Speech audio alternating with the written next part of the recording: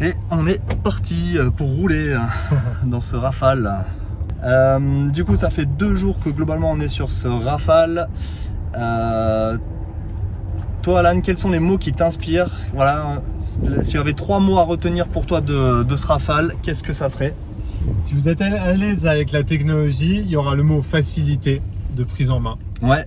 Évidemment, vous ne pouvez pas passer à côté, mais il y a le dynamisme dans l'esprit alpine, mais aussi dans l'intérieur et surtout dans le design. Et confort.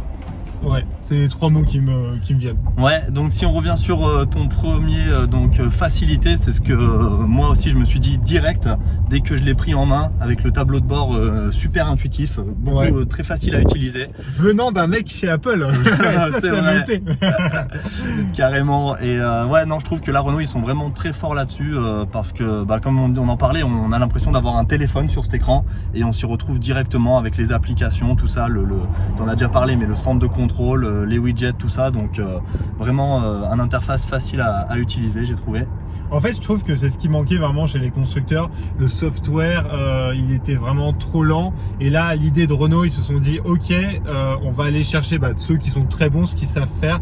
Et donc Android, du coup, on a en natif vraiment Android Automotive. Donc en plus la version 12, donc la toute dernière version, avec ensuite une surcouche de Renault. Mais voilà, c'est l'intelligence, l'intelligence d'allier du coup les deux mondes et l'expertise de chaque entreprise, quoi. Ouais. Et puis comme tu dis, moi j'ai été aussi bluffé par le côté rapidité, réactivité du tableau de bord. Je trouve que comme tu dis, il y a vraiment eu un gap là-dessus sur ces dernières technologies, donc ça pour moi, comme tu dis, c'est un gros coup de cœur, parce que voilà, quand on passe sur ces nouvelles technologies, quand tu as des voitures des fois un petit peu plus anciennes, c'est pas facile, je trouve, de s'y retrouver, tu vois, même nous qui sommes dans la technologie, tu vois. Voilà, j'ai rien contre Peugeot, mais voilà, j'ai eu la dernière Peugeot 208, au début j'étais un peu plus perdu, alors que là je l'ai pris en main très rapidement, quoi. Il y a un truc tout bête, genre la clim, quoi. T'as les boutons physiques encore, on adore la technologie, mais les boutons physiques, mais gardez-les, quoi, pour certains aspects. Déjà pour un aspect esthétique, et en plus avec les touches un petit peu piano, c'est très bien réussi. Et comme tu dis, pour pas chercher la clim de partout dans les réglages, tout ça. Ouais, et la sécurité de conduite, au moins ça t'évite de trop quitter les yeux de la route. Exactement. Parce que déjà que nos cerveaux sont un peu attirés par les écrans, si en plus on met tout sur un écran, dédicace à certaines marques qu'on ne citera pas. Et non, donc ça c'est une grosse réussite. Et après, donc toi, qu'est-ce que t'en as pensé globalement en termes de conduite? C'est cool parce que du coup on a fait donc la nationale, un peu des routes de montagne dans les Hautes-Alpes et un peu de ville. Et franchement, ce fort contrôle, c'est vraiment incroyable. Ouais. Ça te réduit l'empattement du véhicule, c'est trop bien. En fait, pour expliquer vite fait, Mathé, c'est le pro des notices, il vous expliquera sur certaines choses mieux que moi, mais en gros, donc en dessous de 50 km/h, les roues arrière tournent à l'inverse des roues avant, et au-dessus de 50 km/h, tout tourne dans le même sens à 5 degrés, et donc en fait ça permet de prendre des virages un petit peu plus rapides avec une meilleure tenue de route.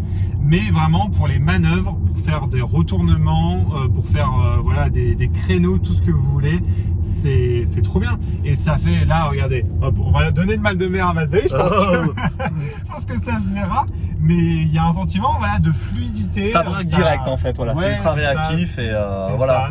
C'est flottant, c'est trop bien dans le bon sens du terme. C'est ça, c'est ce que disait Renault, il voulait en fait, on est sur un gros gabarit du coup, et il voulait en fait retrouver presque la même maniabilité qu'une petite citadine en fait. Et donc du coup là sur ce véhicule, on est sur le Fort Control, donc Advanced, et ils expliquaient que en fait les roues arrière braquent de 5 degrés de plus, donc du coup ça tourne encore plus facilement. Et c'est vrai que comme tu dis, tu mets un petit coup de volant, ça tourne direct. Ouais, t'as limite l'impression de conduire une Mégane, enfin pas Mégane E-Tech, mais une Mégane, une 4, Mégane 4 quoi. Exactement. Du gabarit, quoi. Donc ça pour moi c'est, en termes de conduite, ça serait son point fort. Ouais. Voilà, pour un gros gabarit comme ça, c'est génial. C'était un placement de produit, donc. Bientôt il y a ICT qui va nous contacter. Enfin des reviews d'ICT. Très bon. Donc, hop là.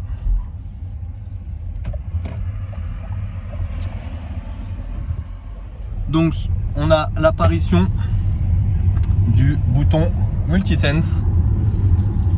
Si vous avez une AMG GT Black Series ou une Ferrari, vous ne serez pas perdu. C'est la bonne nouvelle. Ça gère en fait donc 4 modes de conduite: éco, confort, perso, sport Et on l'avait vu donc à la découverte de l'intérieur, en gros, l'ambiance lumineuse et ça réagit en fonction du choix de mode de conduite. Donc forcément, comme mon nom l'indique, éco, c'est que pour consommer le moins possible, sport, un peu plus dynamisme, vous aurez tout le potentiel de la voiture, perso, personnalisation et confort, confort. En fait, c'est rien ce que je veux dire. Non, mais faut en parler de ces modes. Donc, l'idée c'est qu'on est quand même sur un esprit alpine, donc voilà, les lignes sont furtives sur ce SUV, donc c'est un SUV aussi pour se faire plaisir. On en avait parlé. Donc du coup on a testé un petit peu ce mode sport. Qu'est-ce que toi t'en as pensé déjà au premier avis? C'est intéressant ce que tu dis. C'est fait pour se faire plaisir. En fait, il y a vraiment une sensation quand même de plaisir de conduire. Donc ça c'est cool. C'est pas souvent sur les SUV ou sur les voitures en général. Là on sent qu'ils sont allés au bout de l'esprit alpine. Donc ça c'est cool. C'est plutôt dynamique que sportif. Peut-être qu'il laisse le côté sportif sur l'atelier alpine. Il faudra avoir un 300 chevaux, 4x4, pareil le Fort Control. Oh, ça c'est sympa ça, 991. Bref, notre prochain test. Prochain test, on croise les doigts. Je pense que peut-être le côté sportif, en tout cas c'est ce que promet Renault sur l'atelier alpine du sportif. Là on est plus sur du dynamique. Ouais, exactement. On sent quand même que ça fait combien tu disais, 1 tonne 7? 1 tonne 7, ouais. Donc on sent quand même qu'il y a de l'inertie dans les virages, qu'il y a tendance, qu'on porte quand même du poids. En fait, par rapport à ce qu'on disait, si je fais un lien avec le Fort Control, au début ça braque bien et puis après quand il y a quand même pas mal de vitesse, on se fait un peu embarquer dans ce mode sport. Mais franchement, pour le poids qu'il fait, la technologie est pas mal. Ouais, la technologie est pas mal et comme tu dis, on arrive à se faire plaisir. Moi sur la pédale, tu vois, sur l'accélérateur, je trouve qu'au début, c'est sûr qu'en mode sport c'est plus réactif, mais il y a un léger petit temps mort au début. Moi c'est la sensation que j'ai eue. Ça fait penser en fait à un turbo lag, tu vois. Regarde pour radar, voilà. Genre, merci. Ouais. Bon, 75 au régulateur, il n'y a personne, tranquille. Ouais, ça fait penser à un turbo lag, genre t'appuies 1-2 secondes et là d'un seul coup ça part, c'est assez rigolo. C'est peut-être le temps que tout se mette en place avec l'aide des batteries aussi. Ouais, c'est ça. Et après, on a 200 chevaux, comme on disait, sur un SUV de 1 tonne 7, c'est le minimum. Mais une fois qu'on a mis pied au plancher et qu'on a pris un peu de vitesse, le SUV il marche quand même bien à ce niveau-là. Je trouve que on ouvre très facilement, on atteint rapidement des vitesses importantes. Donc comme tu dis, on ressent bien ce dynamisme dans ce SUV, je trouve. Dynamisme, ouais. C'est ça. Ouais. Ensuite, tu parlais toi du confort. Tu disais que tu devrais faire beaucoup de routes avec. C'est silencieux. C'est silencieux déjà, c'est sûr. C'est très bien insonorisé. Alors après on n'est pas allé sur l'autoroute pour tester. 130 on pourrait voir, mais là sur le national, c'est calme. Même sur des routes qui sont pas très propres, on a quand même son sentiment de confort. C'est pas tape-cul, c'est très cool. Je pense que quand même l'assise qui est très confortable aide beaucoup. Ce sentiment de... on est bien maintenu dans les sièges déjà qui sont baqués. Ils sont baqués. Semi-baqués. Semi-baqués. Ils enveloppent super bien. Les matériaux sont assez nobles, c'est cool. Ouais, on est bien maintenu et puis il y a de l'espace pour les gens, pour qu'on soit devant ou derrière, il y a quand même il y a ce maintien, il y a de l'espace, donc partons pour faire 8 heures de route facile, je pense.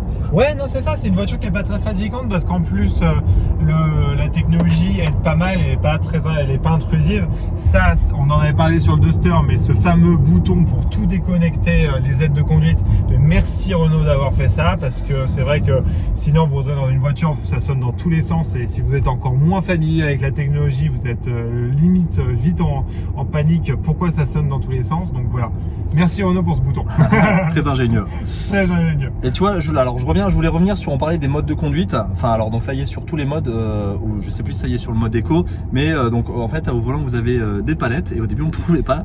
Et en fait j'ai appris que l'idée c'est de pouvoir utiliser les palettes pour, alors c'est pas le freinage adaptatif, mais c'est le freinage récupération d'énergie, qui peut être sur 4 niveaux. Et au début on trouvait que c'était un petit peu bizarre puisque en fait on était au niveau max, donc du coup dès qu'on relâchait à peine l'accélérateur on était déjà en train de freiner.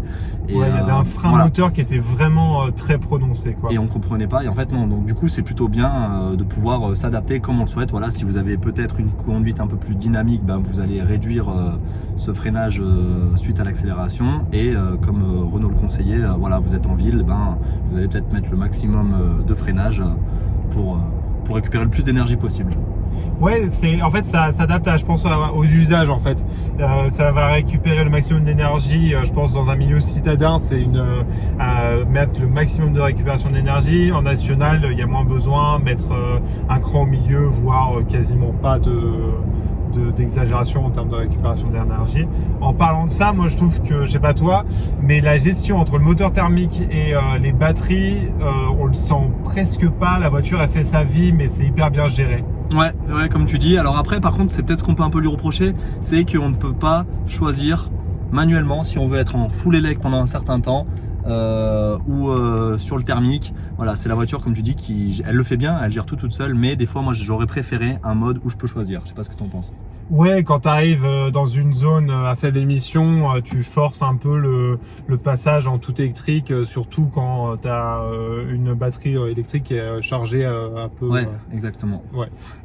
Et du coup, on n'en a pas trop parlé. Le volant, toi, comment tu le trouves? Alors moi, comme j'avais dit, c'est que mon avis, c'est première sensation, mais je le trouvais légèrement ferme. J'aime bien les volants des fois un petit peu plus souples, c'est que mon avis, personnellement. Toi, ça n'avait pas l'air de t'avoir dérangé.